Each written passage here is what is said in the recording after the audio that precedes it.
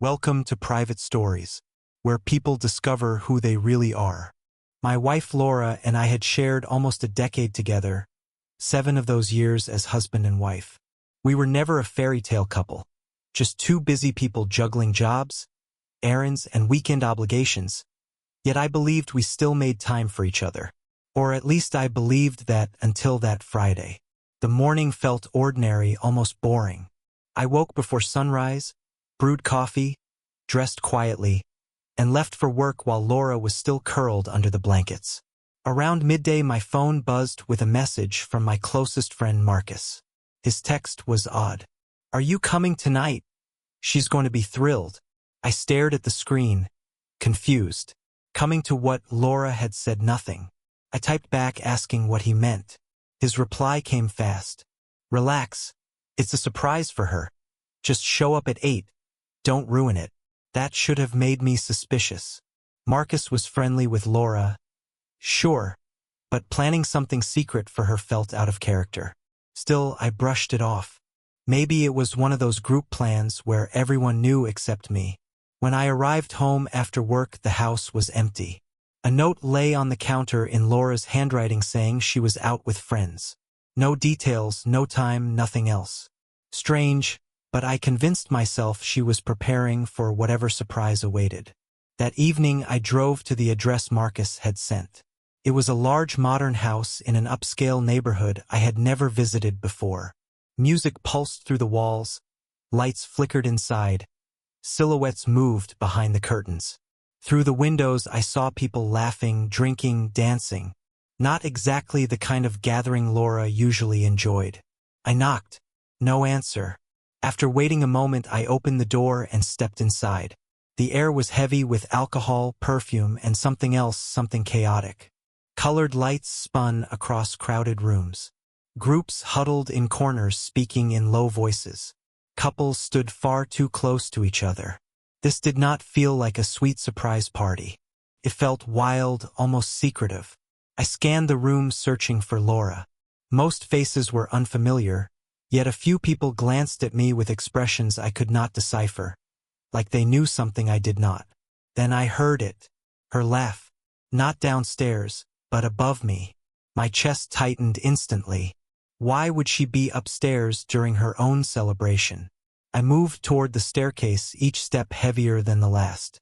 Her laughter grew louder, mixed with a man's voice. At the top of the stairs, a door stood partly open, light spilling into the hallway. Then came a sound that froze me in place. Soft giggles, hushed whispers, the unmistakable intimacy of two people alone. My pulse roared in my ears. I pushed the door open. For a moment, my brain refused to understand what my eyes were seeing. Laura sat on the edge of the bed, dress rumpled, cheeks flushed. Beside her was Marcus, bare-chested, holding a glass, wearing a smug grin.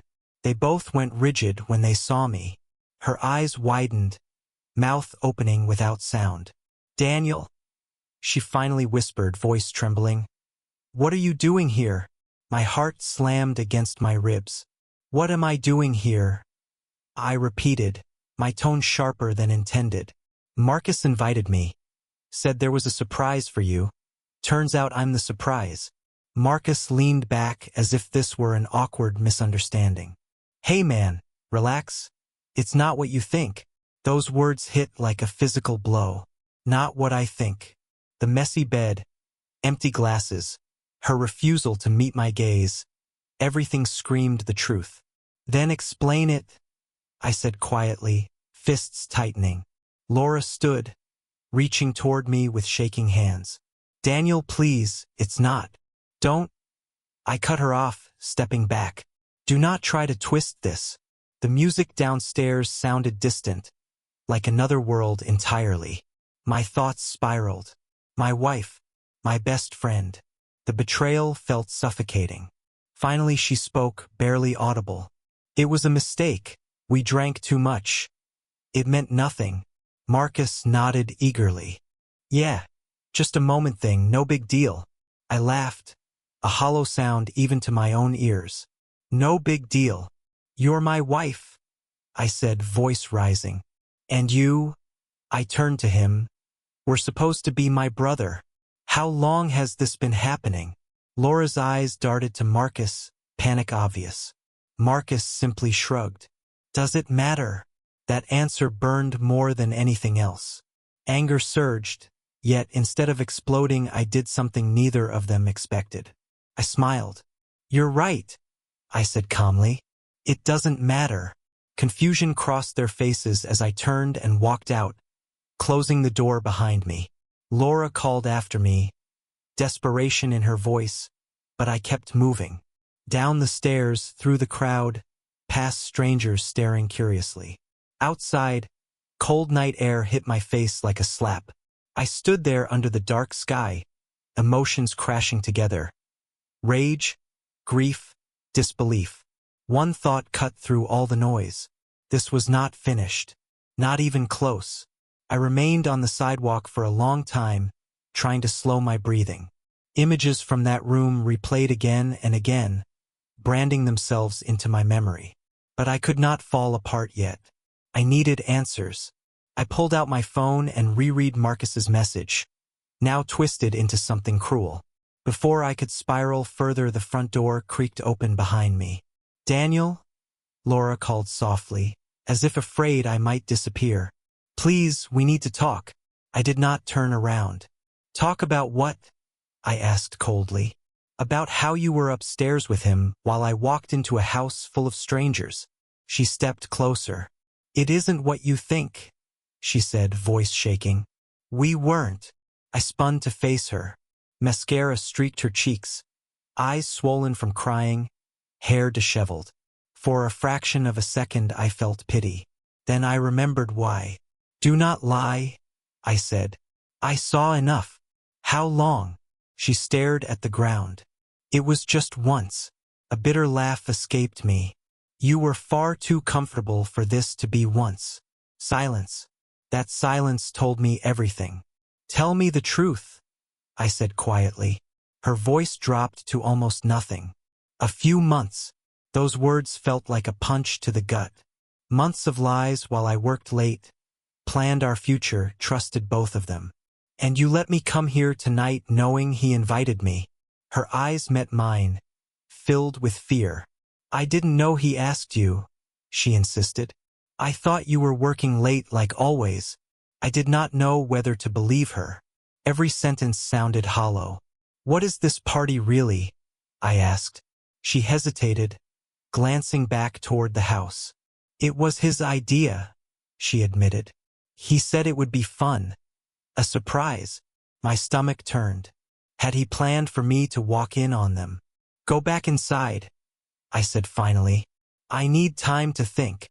Daniel, please. Go, I repeated firmly. She lingered a moment, then returned to the house, leaving me alone in the cold. I stared at the door, wondering how my life had collapsed so completely. Two people I trusted most had shattered everything. But one thing was certain. I would not walk away without the full truth. I did not go home that night. There was no way I could sit in that house surrounded by memories while my head felt like it might split open. Instead, I drove aimlessly through empty streets, the engine's low hum filling the silence that pressed in from all sides. My phone vibrated again and again on the passenger seat. Laura calling. I ignored every single attempt. Nothing she could say would erase what I had seen. By sunrise, I found myself parked outside a rundown roadside cafe on the edge of the city. The kind of place that smelled like burnt toast and old coffee grounds. I ordered a plain black coffee and sat alone in a corner booth, staring through the foggy window while replaying the night on an endless loop. Then my phone buzzed once more. This time it was Marcus. For a second I almost declined. Then I realized I needed to hear what he would say. I answered. What do you want? There was a pause followed by a strained voice. Daniel, man. I'm sorry. I messed up. I didn't mean for things to happen like that. My jaw tightened. Like what? I asked coldly. That I caught you with my wife. No. I mean, it wasn't supposed to blow up like this. My grip on the phone tightened. So the problem isn't what you did. It's that you got caught. That's not it. he rushed. It just happened, you know how things go. How things go, I repeated, my voice rising enough that a couple at the next table glanced over. You're talking about my wife, Marcus. How long? Silence. Then a long exhale. Several months, he admitted.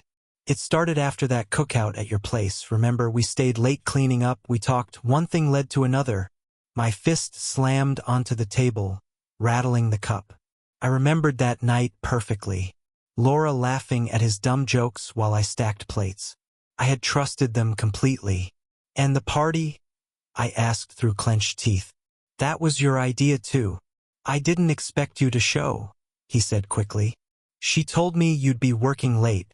So you planned a house full of strangers so you could sneak around comfortably. He did not answer. The silence was louder than any confession.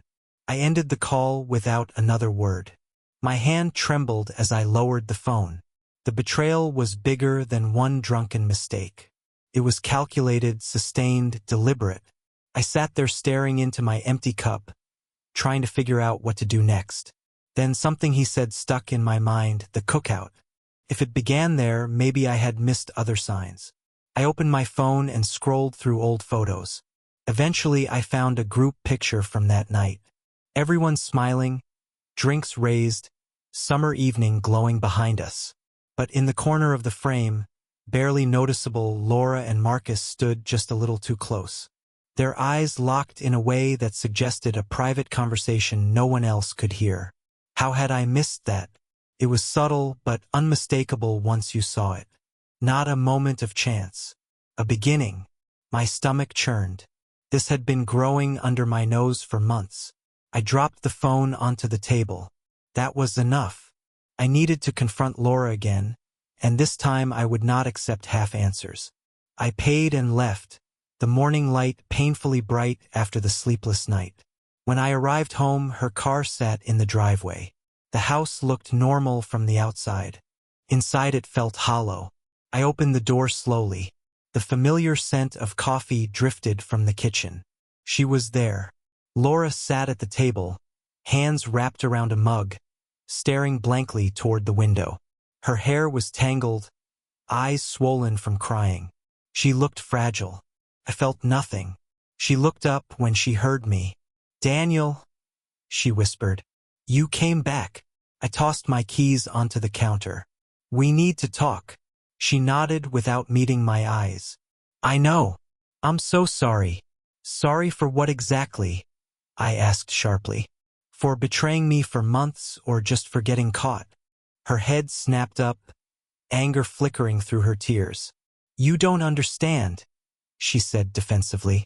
"Oh, I understand perfectly." I cut in. "You chose him. You chose my best friend." Her gaze dropped again. "I never meant for it to happen," she murmured. "It just did."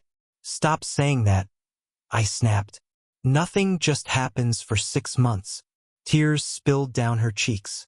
"How long?" I demanded. Her hands trembled as she set the mug down. "Half a year," she whispered. 6 months. An entire season of lies. "Why?"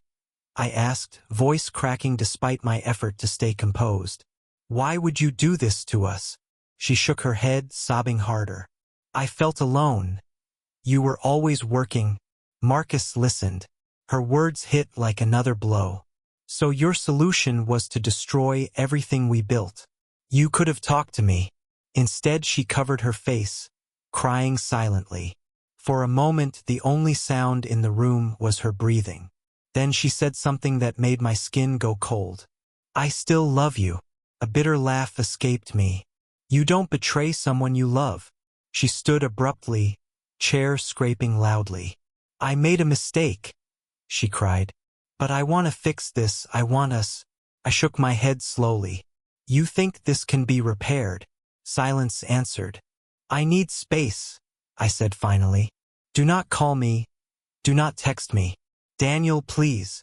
I walked out before she could finish. The door slammed behind me as I got into my car. As I drove away, the weight of everything crashed down at once. The lies, the humiliation, the loss of the life I thought was secure. I had no destination. I just needed distance. After nearly an hour, I pulled into a cheap motel parking lot. Not comfortable, not clean, but far enough away. Inside the room, I dropped my bag and stared at the ceiling, replaying the past months with new eyes. Late nights she claimed were with friends. Sudden secrecy around her phone. Emotional distance I had blamed on stress. And Marcus, the man I trusted like family. I felt hollow. But I also knew Laura was not going to reveal the full truth. If I wanted answers, I would have to find them myself. I began scrolling through old messages between Marcus and me. At first they looked normal. Jokes, plans, random conversations.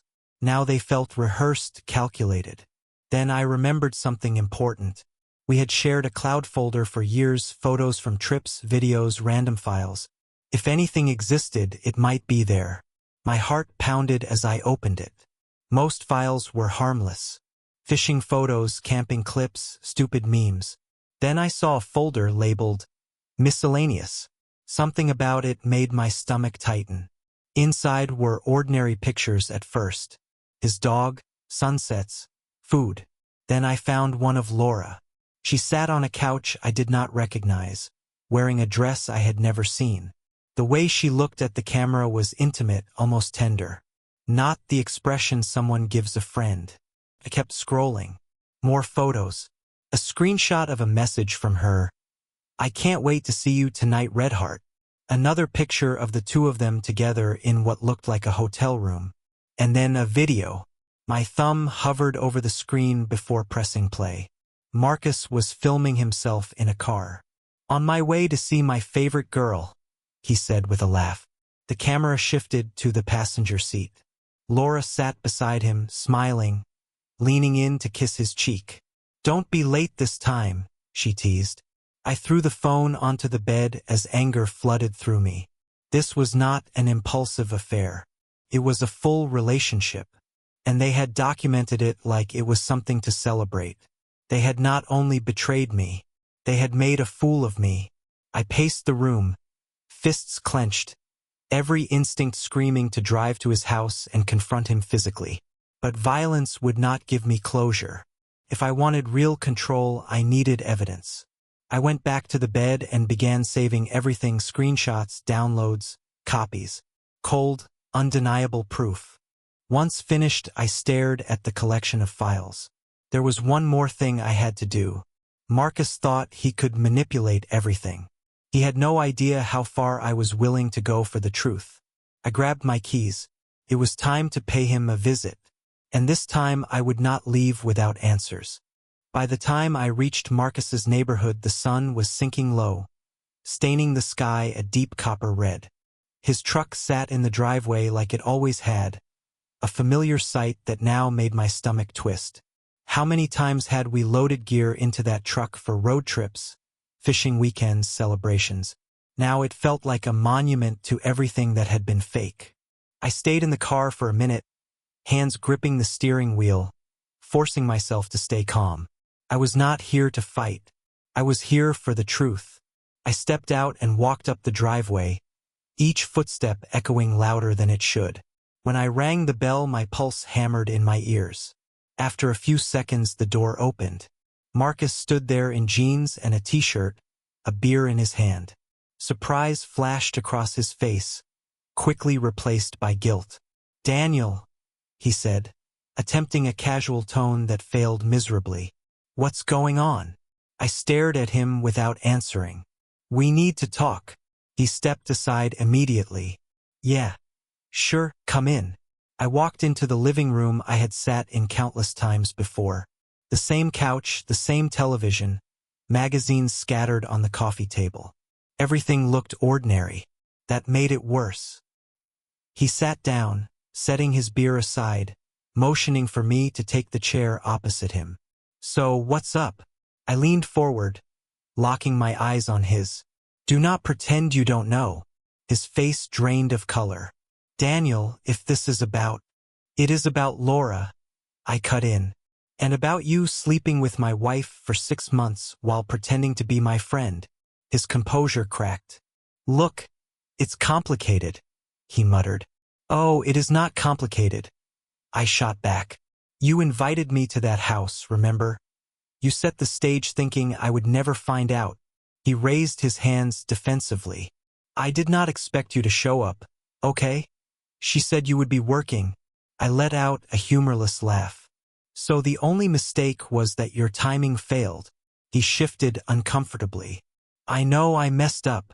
Messed up? I repeated coldly. You destroyed my marriage. He looked down at the floor. She was unhappy, man. She said you were distant. She came to me. That is your justification, I said sharply. You did not comfort her. You pursued her. He did not deny it. I did not plan for it to go this far, he murmured. But it did. I want the truth, I said. All of it. How long were you thinking about this before it started? He hesitated, searching for words. It was not about hurting you, he finally said. I never wanted that. Stop, I snapped. Nothing about this was accidental. The room fell into a heavy silence. He looked ashamed, but shame did not fix anything. I stood up, towering over him. You and her destroyed everything, I said quietly. And the worst part is I trusted you more than anyone. He looked up with something like desperation. Daniel, Save it, I interrupted. You will hear from me soon enough. Without waiting for a reply, I walked out, slamming the door behind me. As I drove away, a strange calm settled over me. Not peace. Focus. I had heard enough. Now it was time to take back control of my life.